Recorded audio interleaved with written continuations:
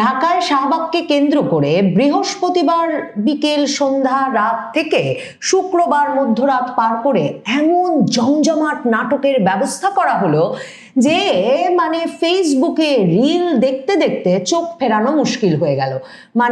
বাংলাদেশে একটা যে প্রশিক্ষিত আন্দোলন বাহিনী তৈরি হয়েছে, সেই আন্দোলন বাহিনীর সকল তারকা মুখেরা উপস্থিত ছিলেন এই আন্দোলনে। যমুনার সামনে যে নাটক শুরু হয়েছিল বৃহস্পতিবার সন্ধ্যার দিক থেকে, সেই আন্দোলন শুরু করেছিল ইনকিলাব মঞ্চ। সবসময় মনে রাখতে হবে যে হাদির মৃত্যুকে ঘিরে আপনার যতই আবেগ থাকুক না কেন, ওসমান হাদিকে আমরা চিনেছিলাম যখন তিনি ইনকিলাব মঞ্চ গড়ে তোলেন বাংলাদেশ জুড়ে ফ্যাসিবাদী আর ফ্যাসিবাদীদের দোসরদের সকল স্থাপনা ভেঙে গুড়িয়ে দিতে, ধানমন্ডি ৩২ নাম্বার থেকে শুরু করে মুক্তিযুদ্ধের সকল স্মারক ভেঙে গুড়িয়ে মিশিয়ে দিতে।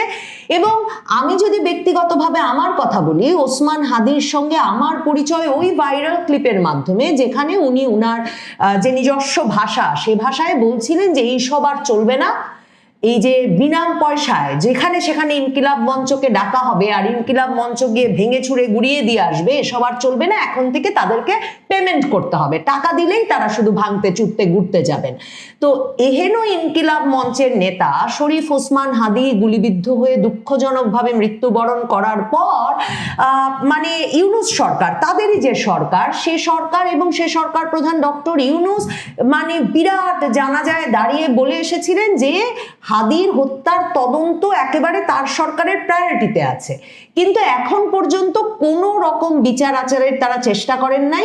কাজেই বৃহস্পতিবার সন্ধ্যা থেকে তারা হাদির স্ত্রী, যাকে আমরা কখনো দেখিনি, তিনি এতটাই পর্দার অন্তরালে থাকেন, এমনকি ক্যামেরায় কখনো ঠিক ওই আন্দোলনের মধ্যে কোথায় তিনি বসে আছেন সম্পূর্ণ আবৃত হয়ে, সেটাও এটাও আকৃতিটাও বোঝা আমাদের পক্ষে সম্ভব হয়নি। কিন্তু জাবের, জুমা এরা বলেছেন হাদির স্ত্রী, হাদির শিশু সন্তানও নাকি আন্দোলনে যোগ দিয়েছেন। যমুনার সামনে তারা বসে থাকবেন যতক্ষণ না ডক্টর ইউনূস বেরিয়ে বলবেন যে জাতিসংঘ দিয়েই হত্যার বিচার হবে।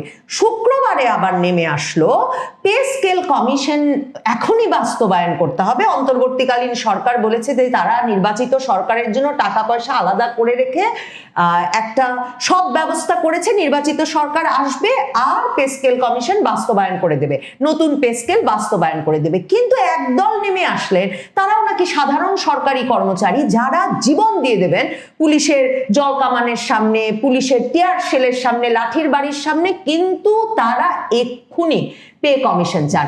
2024-এর জুলাই আগস্টের প্রশিক্ষিত আন্দোলনকারীরা যে রাস্তায় নেমে এসেছিল, রিল দেখতে দেখতে আমার মতো আপনাদের মনেও সে সন্দেহ হওয়ার কথা। কারণ ওই সাধারণ সরকারি কর্মচারীদের মধ্যে এমন ব্যক্তিকে দেখা গেল যিনি ধেয়ে আসা পুলিশের সামনে বুক চিতিয়ে আবু সাইদের মতো দাঁড়িয়ে গেলেন। এবং আরো আশ্চর্য, সেই সাধারণ সরকারি কর্মচারীর স্ত্রী কোথা থেকে জানি উদিত হলেন, তিনি আবার স্বামীকে বাধা দিতে গেলেন, স্বামী তাকে সবার সামনে থাপ্পড় বসিয়ে দিলেন।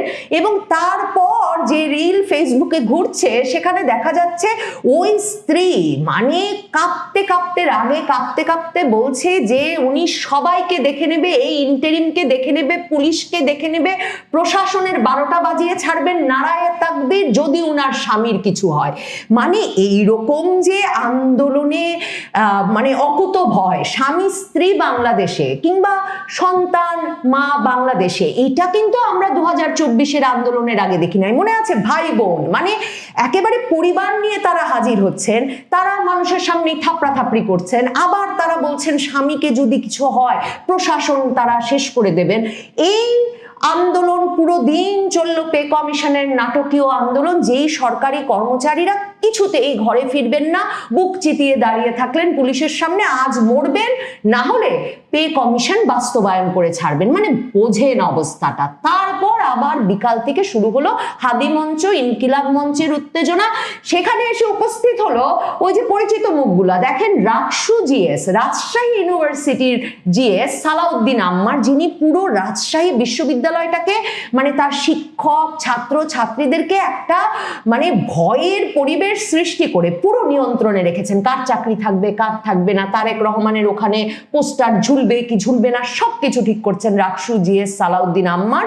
এই মানে প্রবল প্রতাপশালী ছাত্রনেতা চলে এসেছেন হাদি মঞ্চে। জাবের, জুমা এদেরকে তো চিনি আমরা, মানে চিনেছি, আর স্ত্রী আছেন হাদির, সে কথা তারা জানান দিলেন।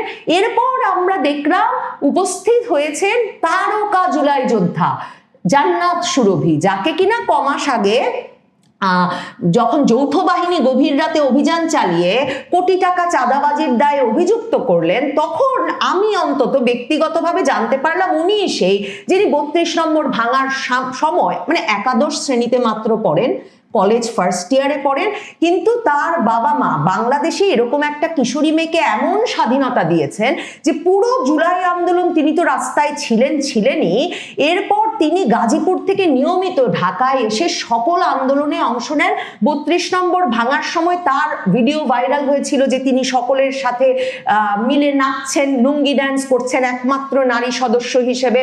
তারপর সেই মেয়েকে যখন কোটি টাকা চাঁদাবাজির দায়ে বিভিন্ন মামলায় গ্রেফতার করলো যৌথ বাহিনী, গভীর রাতে গাজীপুরের বাসা থেকে নিয়ে এলো, তারপর আসিফ নজরুল আইন উপদেষ্টা, এ হতেই পারে না জুলাই যোদ্ধাদের উপরে এমন মানে অবমাননা, এমন অত্যাচার বলে তিনি দিনে দিনে এই মেয়ের জামিনের ব্যবস্থা করলেন। তো সেই জান্নাত সুরভিও চলে এলো এবং জান্নাত সুরভি এসেই কেঁদে কেঁদে স্লোগান দিতে থাকলো যে ইন্টেরিম যেও না, এ নির্বাচন হবে না, ইন্টেরিম যেও না, এ নির্বাচন হবে না। এবং দেখা গেল সেও কাঁপছে, মানে এরা খুবই সহজে রাগে কাঁপতে থাকে। তারপর এক সময় পুলিশ, এর মধ্যে পুলিশের বিভিন্ন ভিডিও বের হলো, পুলিশ আসছে, পুলিশ তাদেরকে বলছে সন্ধ্যা 7টার মধ্যে জায়গা ছাড়েন, সন্ধ্যা 7টার মধ্যে জায়গা ছাড়েন।